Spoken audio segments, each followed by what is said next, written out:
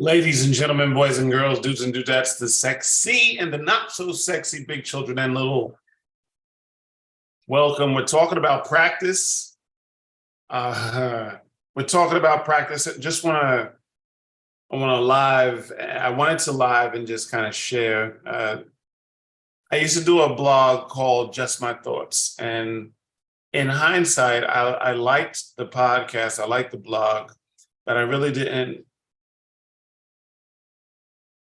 I wanted to try a version of just more not necessarily coming to you as a writer, but not necessarily contriving it, just giving you more of more raw, kind of a freestyle, but sincere, a sincere freestyle.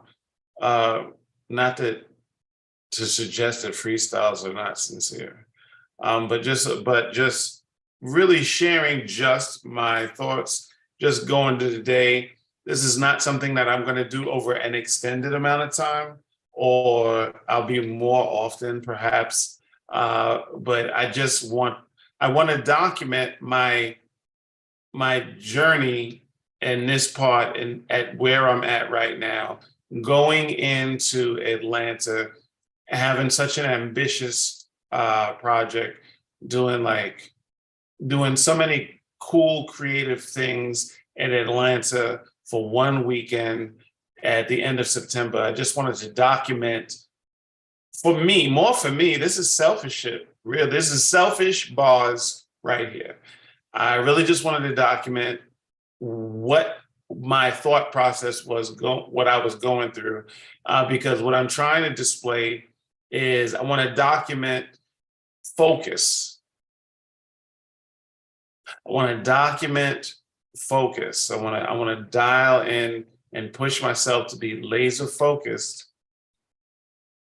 and really execute. And looking in hindsight, I can go to the game tapes and just be like, yeah, I was in my bag or not. So we're talking about practice and being in that space. There are a couple of things there's two aspects where I want to relate practice to. The first is repetition. Repetition is the father of learning, and going to Atlanta, wanting to be sharp inside a whole bunch of bars. What I did late last night was I did a clinic rehearsing every bar on the Ethos album, one after the other, bang, bang, bang, bang, bang, bang, bang, bang, bang, bang, bang. And then I remember hearing someone say, actually, I didn't remember, in real time, you know how you're scrolling? Well, I scrolled, and there was this cat talking about jack of all trades, master of none. I think it was Stephen Curry's, it was Steph Curry's dad talking about Kobe Bryant's approach to the game and how he would just do one thing for hours, like a defensive slide in basketball, right? And I really thought about I applied that and how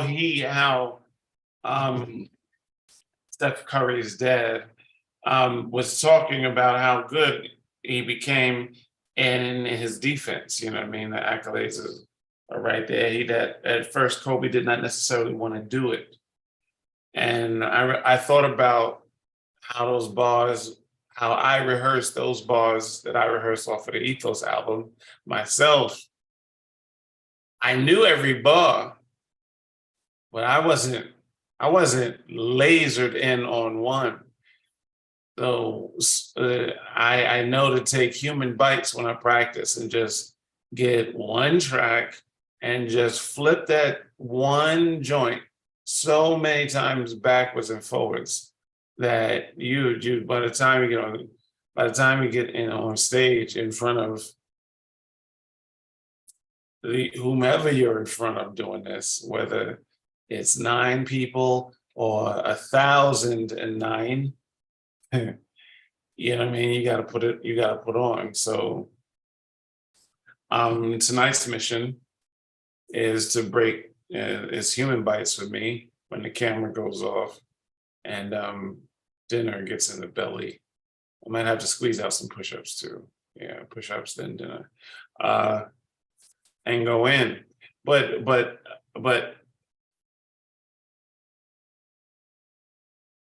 repetition is not repetition as the father of learning applies to everything. It applies to everything, and even for the spirit. You know, what I mean, there are certain exercises that we can do, and we could practice this one thing. I remember I was talking to someone today, and they seemed to be really in a space where they really wanted to focus on something very negative.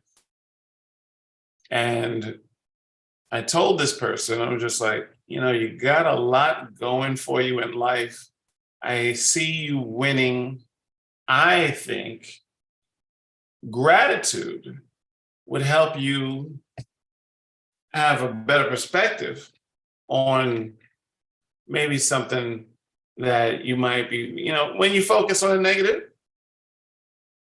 that's what you practice, right? Practice, practice, practice. If your cycle of thinking starts with a negative thought, and by the time you have thought it through, you still have negative thought, you haven't thought it out.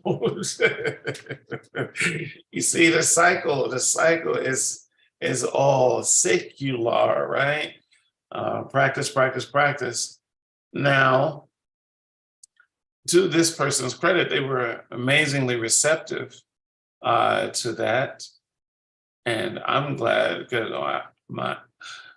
my spirit came from a sincere place. I really wanted her to not tumble down the rabbit hole of woe is me, or admittingly. And she said, interesting. She was just like, "Oh, I have a wonderful situation." She acknowledged her situation, and she actually turned on a drop of a dime when I said it, and this kind of amazing acknowledgement. And just with a kind word, you can change the vibration in the room. I believe there are a lot of people, when it comes to dark and light, or opposing forces, let's just say, a lot of people think that people will know that, like, goodness and love, people believe love will conquer all, but people are amazingly reluctant to practice love. You follow what I'm saying? There are many answers that come to people, and none of them really, and not the majority of them at least, seem to be coming from a love place. It's just a little bizarre. So practice, practice, practice. The problem with love is that too many don't practice, or so I thought, naive as I go off as a sheep among the wolves. I wrote that bar in 2010. Practice. A lot of people really could use that practice, including myself. I mean, sometimes them freaking, negative thoughts, man. It doesn't take long, boy, to slip down a couple, and then you start tumbling down the rabbit hole too much, and you could be tight. You ever just be freaking pissy like all day? You ever be pissy? And a big part of you is looking around you, and you have so much to be thankful for, but you're just freaking tight. Something has you freaking tight. I'm in there, so I am not the freaking Zen master on this one. I'm not coming to you as some sort of prophet trying to give you some spiritual advice to get shit in order. I am sharing what happened to me and my interpretation of what happened to me. If you give a shit, that's all I'm testimony strictly. strictly testimony. And I'm just sharing, man. I'm not going to take too much of your time. And because I look up to things that to do. Um, final thought. A lot of people are fearful of their own greatness. Let me break this down.